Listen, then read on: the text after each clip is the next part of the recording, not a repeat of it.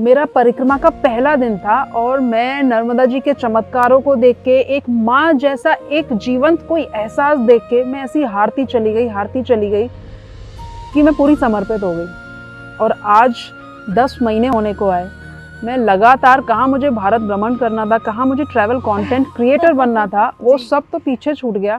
मैं 10 महीने से लगातार नर्मदा जी के किनारे ही हूँ। सबसे पहला डायनासोर का जो अवशेष था, आपको सुन के हैरानी होगी, वो दुनिया में धरती पे किसी और जगह नहीं, वो हमारे भारत में जबलपुर में, मध्य प्रदेश के जबलपुर में लमेठा घाट, बेड़ा घाट में मिला। मैं बस जा रही थी और मुझे इस तरीके से एक आवाज़ सुनाई दी कि सुन, नर्मदा पुराण की खोज कर। तो मुझे हुआ कि ये मेरा भ्रम है कि ये सच में ये नर्मदा मैया की आवाज़ है। कुल मिला के फिर मैंने एक बार मैया के किनारे जाके कहा कि यदि ये आपकी आवाज़ है, यदि ये मेरा वहम नहीं है, तो फिर आप अपना पुराण मुझे स्वयं देंगी। जब आप मुझे कह सकती हो, जब आप मुझे प्रेरणा दे सकती हैं, तो आप मुझे अपना पुराण दे भी तो सकती है ना। कि वनवास काल में भगवान राम नर्मदा किनारे भी आए थे और उन्होंने उत्तर तट पे वास किया था। उन्होंने कभी भी नर्मदा जी को लांघा नहीं। उन्होंने परिक्रमा मार्ग से होते हुए, जबकि दक्षिण भारत, साउथ इंडिया आपको जाना हो तो नर्मदा जी को लांघना पड़ेगा। उसके बाद ही महाराष्ट्र, फिर कर्नाटक, फिर तमिलनाडु, श्रीलंका स्टार्ट होता है। पर उन्होंने लंबा मार्ग लिया, नर्मदा जी को लांघा नहीं। जय श्री राम कीर्ति जी। इंटरनेशनल सिंधी समाज संगठन में आपका बहुत बहुत स्वागत है। धन्यवाद। I am feeling really very lucky because इसके लिए I was waiting for so many days. आप हमें टाइम दे अपना। वैसे मैं आपको बता दूं, ये दिया सेवकानी इंटरनेशनल सिंधी समाज की जनरल सेक्रेटरी हैं। साथ ही साथ ये मेरी बड़ी सिस्टर भी है, मेरी बड़ी बहन है। बहुत लॉन्ग टाइम के बाद आप पकड़ में आई हो। हमेशा ट्रैवल ही करते रहते हैं आप। So after so many days, after so many request, आपने इतना टाइम निकाला हमारे लिए। So thank you so much. नहीं, थैंक यू क्या, ये घर वाली बात है। घर वालों के लिए टाइम नहीं निकालेंगे तो फिर कभी घर में घुसने ही नहीं देंगे। ट्रैवल कर करके इंसान कितना ट्रैवल करे, आना तो घर ही है ना। तो घर ही आना है। डंडे खोई खाने, तो आप जैसा बोलोगे करना ही है। फाइनली। हाँ जी।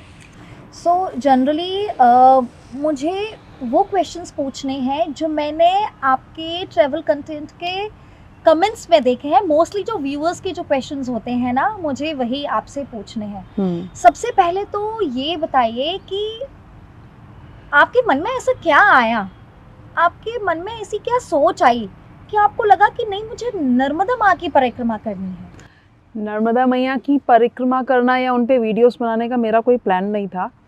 मुझे केवल भारत भ्रमण करना था। मुझे मेरे भारत के तीर्थों को देखना था, समझना था। मुझे प्रकृति से बहुत ज़्यादा प्रेम है। पर जब मेरा टाइम आया, मैंने बात कर ली मेरे गुरुजी से, मेरे पेरेंट्स से, मम्मी पापा से बात कर ली कि अब मुझे ये करना है। तब मेरे गुरुजी ने मुझे रोका और उन्होंने मुझे एक बात कही कि यदि नर्मदा जी के लिए कुछ करोगी तो मैं तुम्हें सपोर्ट करूँगी। उस वक्त मुझे लगा कि ये कैसे आउट ऑफ बॉक्स बात है। मतलब हाँ, मुझे गंगा जी के लिए बहुत प्यार है। जो आज मैं कर रही हूँ, आप जो मेरे चैनल्स पे देख रहे हो श्री शक्ति, वो मुझे गंगा जी के लिए करना था। गंगा के साथ बहना था, गंगा किनारे जीना था, गंगा को अपनी आंखों से सूर्योदय और सूर्यास्त को होते हुए देखना था। पर मैं वहाँ नहीं कर सकी। मेरे गुरुजी ने नर्मदा जी के लिए कहा, तो मैंने उनको बोला भी कि ये मेरे लिए बहुत टफ है। मतलब जहाँ प्यार है इंसान वहाँ उसके लिए बहुत सहज और सरलता से कर लेता है। पर जहाँ प्यार नहीं, जिसका पता नहीं, मतलब यहाँ already arrange love marriage decide कर रखी है, आप कह रहे हो इनसे अरेंज मैरिज कर लो। तो उस वक्त में, पर गुरु की बात तो हम काट नहीं सकते।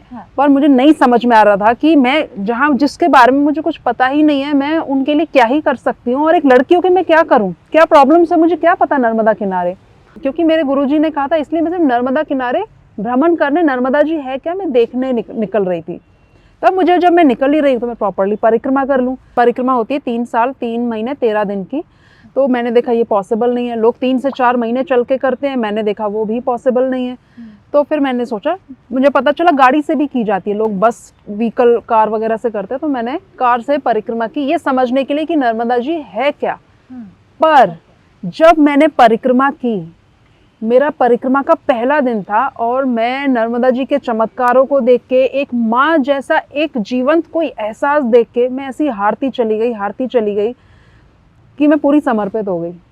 और आज 10 महीने होने को आए, मैं लगातार कहाँ मुझे भारत भ्रमण करना था, कहाँ मुझे ट्रैवल कंटेंट क्रिएटर बनना था, वो सब तो पीछे छूट गया। मैं 10 महीने से लगातार नर्मदा जी के किनारे ही हूँ। हाँ, बीच में मैं 1 महीना गंगा किनारे गई थी, वहाँ से अपने मन को शट डाउन करने कि अब मुझे यही काम करना है, यही मेरा जीवन है। तो इस तरीके से मेरी नर्मदा जी से मेरा जुड़ाव और मेरी परिक्रमा, मेरा जीवन स्टार्ट हुआ। पर उसका जो इग्नाइट था, जो पहला जो थी चिंगारी, वो मेरे गुरु ने जलाई थी।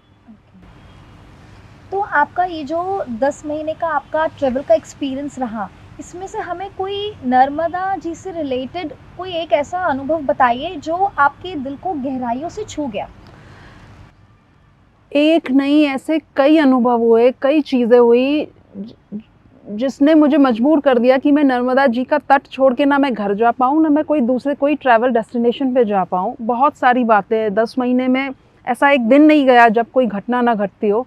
पर एक ख़ास बात जो मुझे याद आ रही है कि मैं नर्मदा किनारे अभी लेटेस्ट, मैं जब एक लेटेस्ट आपको बात बताऊँ, मैं नर्मदा किनारे अभी लेटेस्ट जो मैंने 1 महीना लगातार इन सर्च ऑफ नर्मदा मैया, नर्मदा पुराण की खोज की, जो मैंने अभी यात्रा की, तो उसमें बारिश का वक्त था, मैं भीगते हुए मेरा माइक ख़राब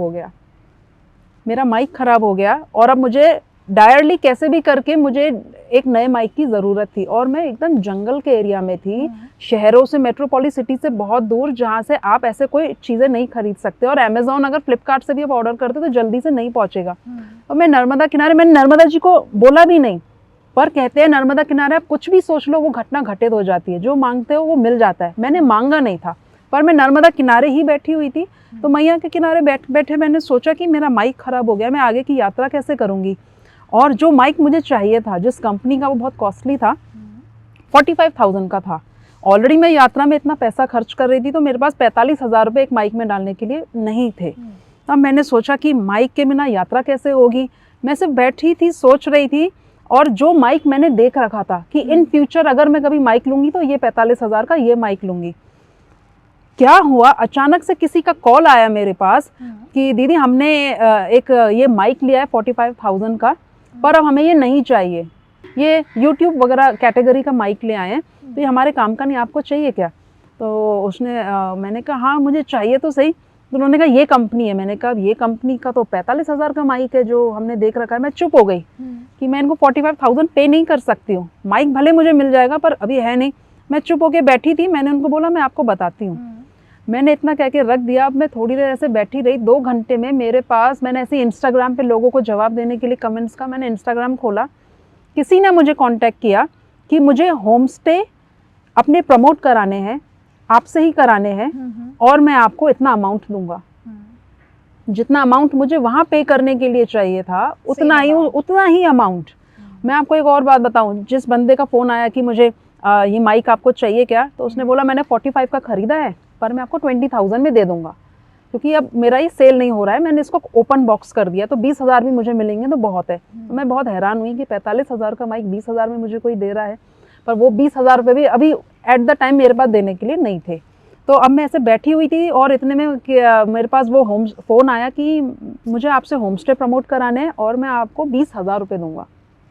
तो जितना अमाउंट मुझे माइक का पेमेंट करने के लिए चाहिए था, उतना ही सामने से श्री शक्ति पे पेड प्रमोशन करने के लिए ऑफर आ गया। मैं जंगल में ही बैठी थी, मैं मैया के किनारे ही बैठी थी, मैंने कोई एफर्ट नहीं लगाया, मैंने कोई माइक नहीं ढूंढा, मैंने कोई नेगोशिएट नहीं किया, ना मैं कोई पेड प्रमोशन मुझे मिल जाए उसके लिए मैंने एफर्ट लगाया। कुछ था तो मैं सिर्फ नर्मदा मैया के किनारे बैठ के सोचा था। यहाँ से पेड प्रमोशन आया और उस बंदे ने मुझे एडवांस दे दिया। ये सबसे हैरानी की बात, मैं उसका प्रमोशन करने 1 महीने बाद गई, बट उन्होंने मुझे एक महीने पहले एडवांस दे दिया। तो उनका जो एडवांस आया वो मैंने माइक की पेमेंट की, और उस जंगल में बैठे बैठे उस बंदे ने, सिर्फ शाम को मेरा डन हुआ, सुबह होते होते मैं जंगल के जिस एरिया में बैठी थी उस बंदे ने मुझे माइक, कोई आ रहा था उसी एरिया में, और उस जंगल में उसने मुझे माइक भिजवा दिया। आप देखो नर्मदा जी कितनी बड़ी शक्ति है, खासकर जब आप निस्वार्थ भाव से उनका कोई कार्य करने, या आपको जिसके पीछे कुछ पाना नहीं है, कुछ स्वार्थ नहीं है, आप चलते हो ना, स्वार्थ की भावना रखने वाले को तो ये मदद करती ही है, इच्छाओं को पूरी करती हैं, पर निस्वार्थ भाव से कोई चलता है। मैं नर्मदा पुराण की खोज कर रही थी ताकि दुनिया जाने नर्मदा जी और नर्मदा पुराण की महिमा जी। तो मैंने जो अनुभव किया कि जंगल में मैया ने किस तरीके से 45,000 की चीज़ 20,000 में प्रोवाइड की, और जब 20,000 रुपये भी नहीं थे तो सामने से 20,000 का पेड प्रमोशन दिलवा दिया। पेमेंट मैंने यहाँ से यहाँ कर दी और मैं जंगल में बैठे बैठे मैया ने मुझे माइक दिलवा दिया। सच में बहुत बड़ी बात है। ऐसे बहुत बहुत सारी बातें हुई हैं, रोज़मर्रा के जीवन में घटना घटती रहती है कि मैं जब याद करने बैठूं तो मेरे पास आंसुओं के सिवा कुछ नहीं है। एक बात बताइए, आपने गंगा माँ के किनारे भी इतना लॉन्ग टाइम आपने वहाँ पे स्पेंड किया है और नर्मदा मैया के किनारे भी आपने इतना ट्रैवलिंग किया है, सो दोनों में, गंगा मैया में और नर्मदा मैया में, दोनों में डिफरेंस क्या है? गंगा जी वैराग्य प्रदायिनी है। आप गंगा के तटों पे बैठेंगे ना, आपके अटैचमेंट्स, मोह माया सब लूज होने लगेंगे, छूटने लगेंगे। पर नर्मदा जी भक्ति प्रदायिनी है। आप उनके तटों पे बैठेंगे ना, बहुत स्वाभाविक ही आपके आंखों से अश्रु बहने लगेंगे और आपके हृदय में भक्ति के भाव फूटने लगेंगे। वो प्रलय और विलय करने की, वो छुड़ाने की शक्ति है। गंगा जी में डिटैच करने की शक्ति है और नर्मदा जी में अटैच, परमात्मा से अटैच करने की शक्ति है। आप एक चीज़ देखना, सबसे पहला डायनासोर का जो अवशेष था, आपको सुन के हैरानी होगी, वो दुनिया में धरती पे किसी और जगह नहीं, वो हमारे भारत में जबलपुर में, मध्य प्रदेश के जबलपुर में लमेठा घाट, बेड़ा घाट में मिला। क्यों? क्योंकि नर्मदा जी में शक्ति है कि वो एक कंकड़, ये बालू के रेतों को इकट्ठा कर करके कंकड़ बना देती है और कंकड़ को शंकर बना देती है। वहाँ पे अस्थियाँ डिस्पोज नहीं होती हैं। संगठन करने की शक्ति ये नर्मदा जी की महिमा है।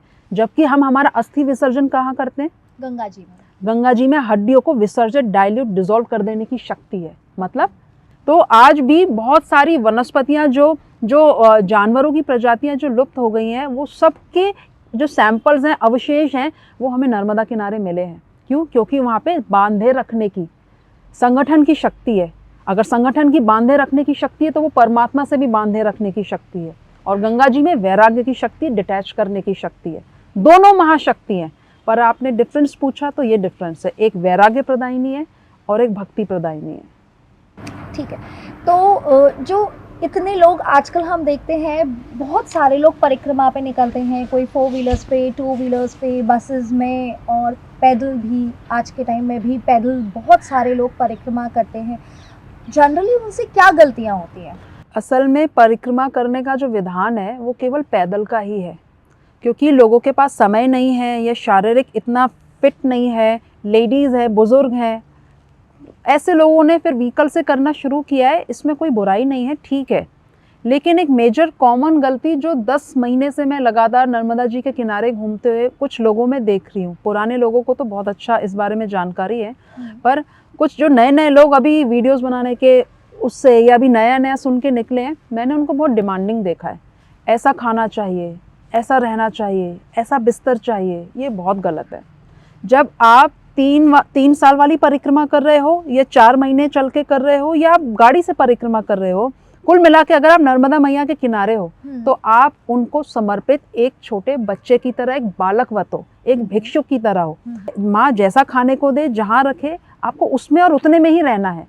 डिमांड करना तो आप वहाँ पे अपमान कर रहे हैं। क्योंकि जो लोग सेवा कर रहे हैं नर्मदा मैया के 3,500 किलोमीटर में, उनके सैनिक जो सेवा करते हैं उनको हम सैनिक बोलते हैं, उनके सैनिक खड़े मिलेंगे।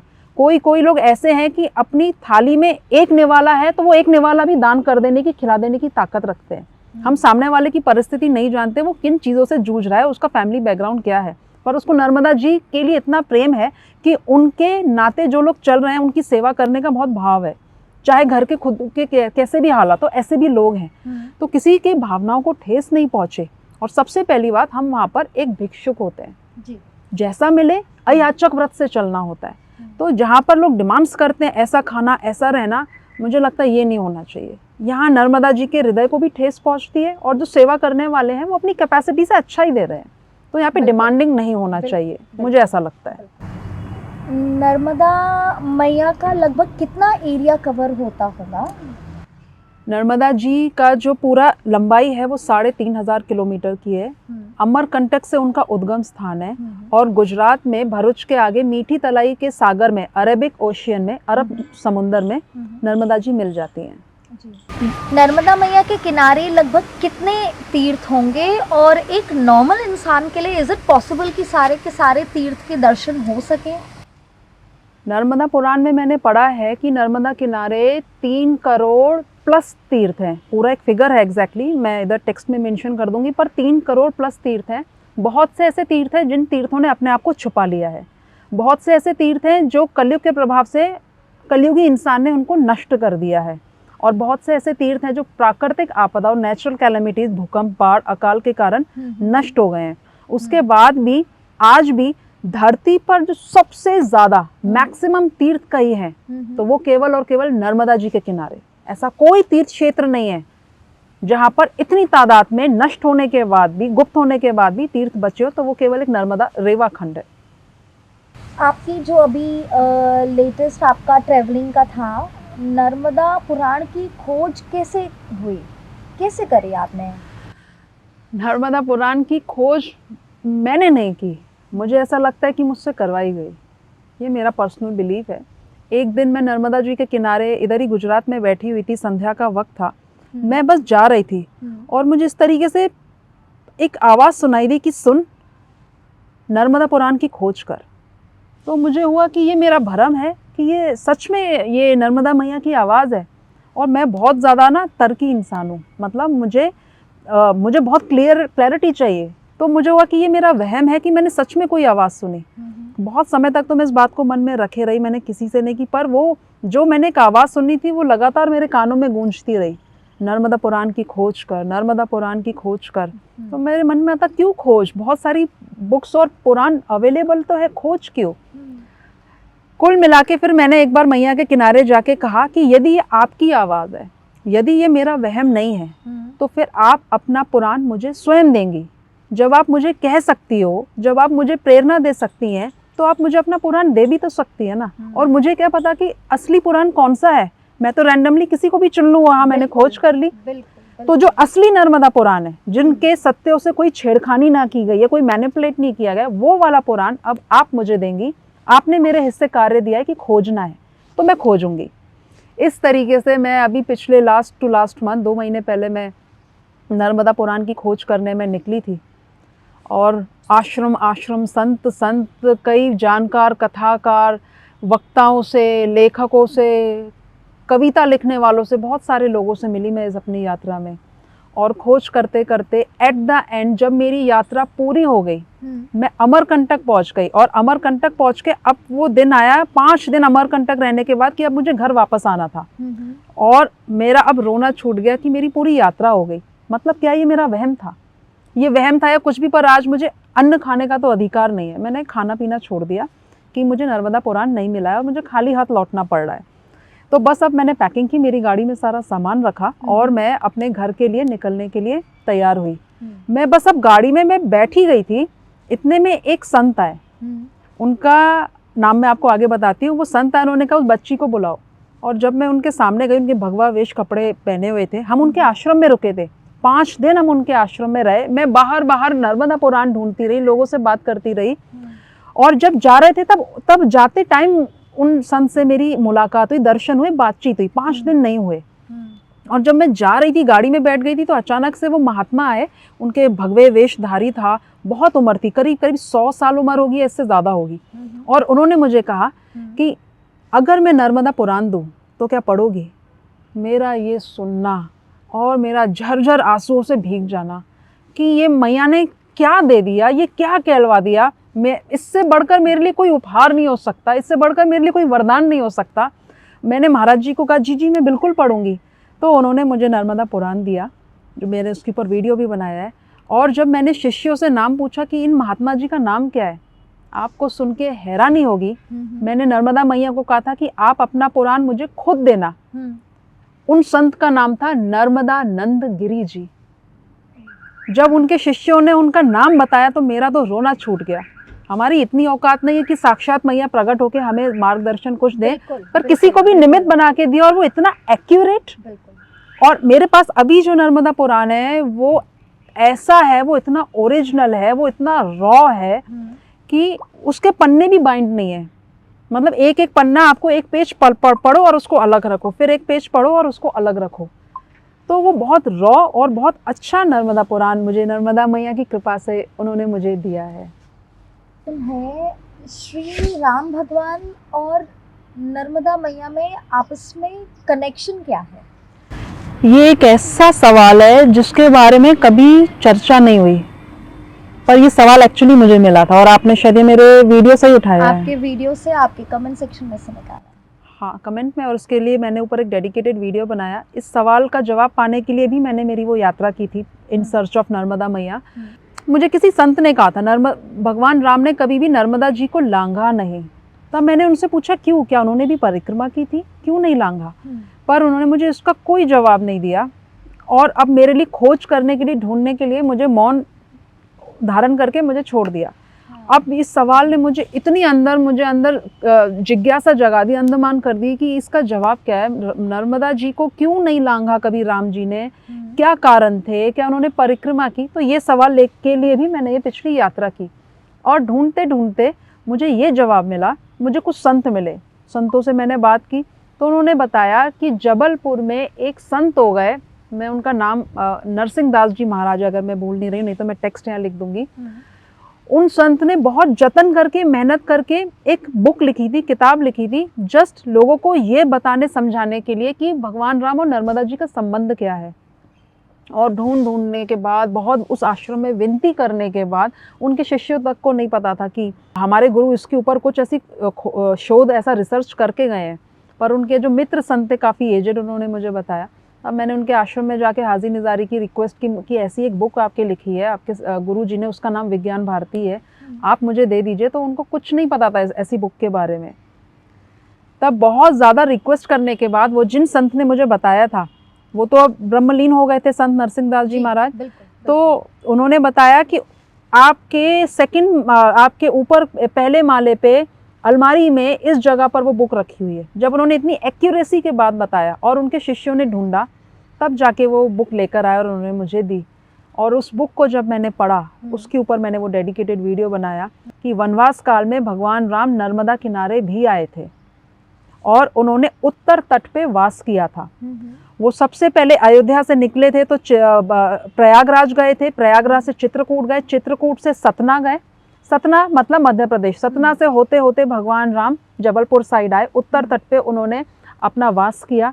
कई ऋषि मुनियों को दर्शन देके उनकी तपस्या को पूर्ण किया, कई राक्षसों का वध करके उन ऋषि मुनियों की तपस्या को आगे बढ़ने का मौका दिया और इस तरीके से फिर वो अमरकंटक की ओर आगे बढ़ गए। उन्होंने कभी भी नर्मदा जी को लांघा नहीं, उन्होंने परिक्रमा मार्ग से होते हुए, जबकि दक्षिण भारत, साउथ इंडिया आपको जाना हो तो नर्मदा जी को लांघना पड़ेगा, उसके बाद ही महाराष्ट्र, फिर कर्नाटक, फिर तमिलनाडु, श्रीलंका स्टार्ट होता है। पर उन्होंने लंबा मार्ग लिया, नर्मदा जी को लांघा नहीं। क्यों नहीं लांघा? क्योंकि हमारे शास्त्रों में वर्णन है कि नर्मदा जी बहता पानी नहीं है, ये बहता शिव है, ये स्वयं शिव है, ये प्रवाहित शिव है। जैसे आप जानते हैं कि हम शिवलिंग की कभी भी पूरी परिक्रमा नहीं करते, आधी परिक्रमा करते हैं, अलंघनीय है शिवलिंग। इसी तरीके से अगर नर्मदा जी बहता शिव है तो उन्होंने नर्मदा जी को भी नहीं लांघा। ये उनकी मर्यादा थी, क्योंकि वो मर्यादा पुरुषोत्तम राम थे। जैसे शिवलिंग को नहीं लांघा जाता, उन्होंने नर्मदा जी को अपने जीवन काल में नहीं लांघा। जब उन्हें साउथ इंडिया जाना था, उन्होंने लंबा मार्ग लिया और फिर जाके दक्षिण तट पर गए अमरकंटक से, और वहां से फिर वो अपने आगे की यात्रा के लिए बढ़े। आपकी बातें, आपका अनुभव, आपकी लाइफ का एक्सपीरियंस सुनते से ही गूज बम्स हो रहे हैं। तो अब आपका नेक्स्ट ट्रैवल कब होने वाला है और हमें कब नई जगह, नई ऐसे अनदेखी जगह हमें देखने को मिलेंगी? मेरे को ना 10 महीने हो गए जी नर्मदा जी के किनारे किनारे घूमते हुए। अब मुझे भी ऐसे सिग्नल्स मिल रहे हैं कि मेरा टाइम पूरा हो गया। मुझे अब जो मेरी नेक्स्ट यात्रा है वो भी नर्मदा मैया के द्वारा ही प्रेरित थी। अभी तक मैंने सिर्फ इतना ढूंढा कि भगवान राम नर्मदा जी के किनारे कहाँ कहाँ रहे, पर अब मैं जा रही हूँ Ayodhya to Sri Lanka in the footsteps of Siya Ram. Shri Ram अकेले नहीं, सिया राम, जिसमें सीता माता का बराबर का रोल है।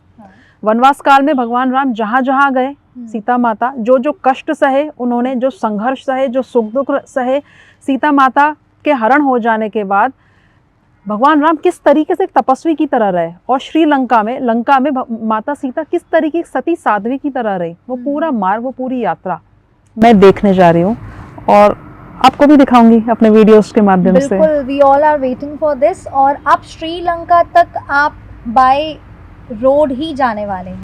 By road, bye boat, by ship, जैसा जैसा जो मिलेगा, बाय जंगल, बाय माउंटेन्स। इसका मतलब हमें बहुत कुछ देखने को मिलने वाला है। हाँ, बहुत एडवेंचरस है। आई विश आपके इस पूरी लॉन्ग जर्नी में एक छोटे से पार्ट में काश मैं भी हो सकती। आना, यू आर मोस्ट वेलकम। जिसको भी जाना है, अब ये यात्रा मेरी कुछ 1 से 1.5 महीना होगी, और जिसको भी ज्वाइन करना है, पहले उत्तर प्रदेश आएगा, उसके बाद मध्य प्रदेश आएगा, फिर महाराष्ट्र आएगा, फिर कर्नाटक आएगा, तमिलनाडु आएगा, फिर आएगा लंका, श्रीलंका। तो आपको जो स्टेट कंफर्टेबल हो और आप ज्वाइन करना चाहें, इंस्टेंट मुझे गाइड करना चाहें, कुछ ऐसा मुझसे छूट रहा हो, तो आपका दिल से स्वागत है। बिल्कुल बिल्कुल, थैंक यू सो मच आपके इतने प्रेशियस टाइम के लिए।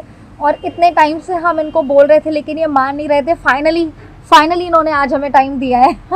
टाइम दिए बिना, मैंने कहा ना घर वाली बातें हैं, डंडे थोड़ी खाने। आप इतना ट्रैवलिंग करते हैं, इतने एक्सपेंसेस होते हैं, इतना सेटअप भी होता है, तो आपका अर्निंग का आप कैसे मेंटेन करते हो, कैसे मैनेज करते हो? मैं आपको बहुत ईमानदारी से बताऊं, इस वक्त जो कुछ भी मेरे साथ हो रहा है ना, वो फिलहाल तो सब नर्मदा मैया की कृपा से हो रहा है। जो कुछ भी मेरे साथ हो रहा है, बिल्कुल, अभी तक तो टोटल एक्सपेंस, मतलब पापा ही सब मेरा एक्सपेंस उठाते हैं, मेरे ट्रैवल का, मेरे गैजेट्स का, रिपेयर का।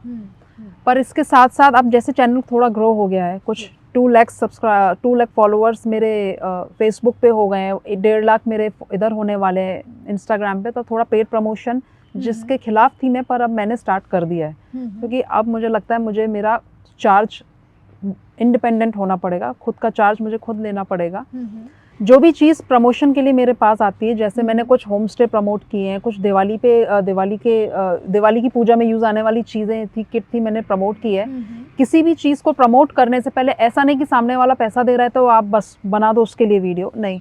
मेरे श्री शक्ति प्लेटफॉर्म पे वही चीज़ प्रमोट की जा सकती है जिससे सामने वालों को नुकसान नहीं हो, सामने वाले का फ़ायदा हो। जो चीज़ जैसी बताई जा रही है वीडियो में, उसके वैसे बेनिफिट्स हो, कुछ भी मैनिपुलेशन नहीं हो। और मैंने इसके अलावा भी अपने लिए एक लक्ष्मण रेखा खींच रखी है कि जो कुछ भी अर्निंग होती है, मैं उसको मेरे पर्सनल यूज़ में नहीं लेती, मेरे खाने पीने, पहनने, मेरे मेडिकल, मैं किसी भी ऐसे यूज़ में नहीं लेती हूँ। अभी तक मैंने ऐसा कुछ भी नहीं लिया है, ना ही मैंने अभी तक वो पैसा मेरे गैजेट्स में डाला है। जो 20,000 का आया था वो मैंने उतना बता दिया, पर क्योंकि अब मेरा एक्सपेंस बहुत बढ़ चुका है, मेरा ट्रैवल बहुत ज़्यादा बढ़ चुका है, चैनल्स भी ग्रो कर रहे हैं, तो मैंने इतना थोड़ा सा और डील लिया कि अगर पेड प्रमोशन से कुछ जो भी अर्निंग होगी वो मेरे गैजेट्स को अपडेट करने के लिए, रिपेयर मेंटेनेंस में मैं भले, या मेरा फ्यूल एक्सपेंस में गाड़ी चलती है उसमें मैं करूँगी। पर आज भी मैंने इतना तो ठान के रखा है कि मैं प्रमोशन से आने वाले, क्योंकि मैं धर्म की बात करती हूँ, मेरे वीडियोस में शास्त्रों की बात होती है, मेरे वीडियोस में अध्यात्म होता है। मैं अध्यात्म से पैसा नहीं कमाना चाहती। पैसा कमा लिया तो जैसे वो आया वो सेवा में लगे। जैसे भी नर्मदा परिक्रमा शुरू हो चुकी है, तो मैं जिस आश्रम से, मेरे गुरुजी के आश्रम से जुड़ी हूँ, वहाँ पर वो लोग आश्रम परिक्रमा वासियों को रहना, खाना, मेडिकल फैसिलिटीज़ जो कुछ चाहिए सब प्रोवाइड करते हैं। केवल गुजरात में नहीं, मध्य प्रदेश में भी हमारे 2 चलते हैं, हमारे गुरुजी के 2 चलते हैं।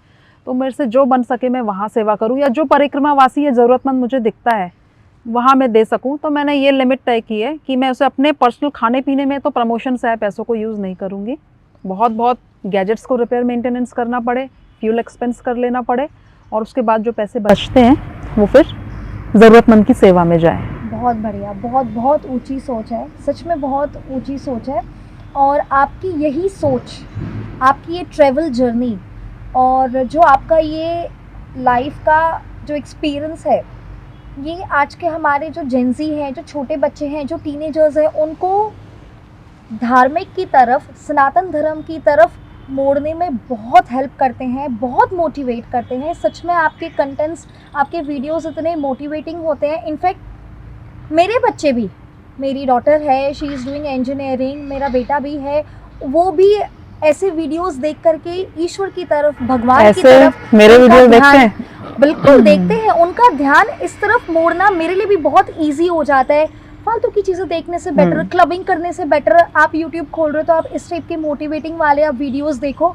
सो आपका जो ये कंटेंट है, मैं लिटरली मैं बाय हार्ट बोलना चाहूँगी, आपका जो ये कंटेंट है आज के जेंजी और टीनेजर्स को बहुत इजीली और जेन्युइनली मोड़ रहा है सनातन धर्म की तरफ। एंड सच में it's a big big big achievement in my eyes at least. इस मामले में मैं अपने ऊपर ईश्वर की बहुत कृपा मानती हूँ।